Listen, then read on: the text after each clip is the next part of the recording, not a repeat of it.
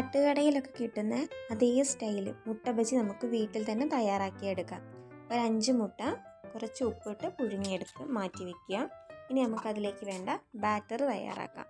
അതിന് ഒരു 2 സ്പൂണ് കടലപ്പൊടി, അതിൻ്റെ പകുതി അരിപ്പൊടി, കുറച്ച് മൈദപ്പൊടി.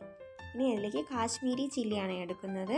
കുറച്ച് ഉപ്പ്, ബേക്കിംഗ് സോഡ ഒരിത്തിരി, മഞ്ഞൾപ്പൊടി, ചെറുതായിട്ട് അരിഞ്ഞു വെച്ച് ഉള്ളി എടുത്ത് ചേർക്കാം. നന്നായി ഒന്ന് മിക്സ് ചെയ്തിട്ട് നമുക്കിതിലേക്ക് വെള്ളം ഒഴിച്ച് മിക്സാക്കി കൊടുക്കാം.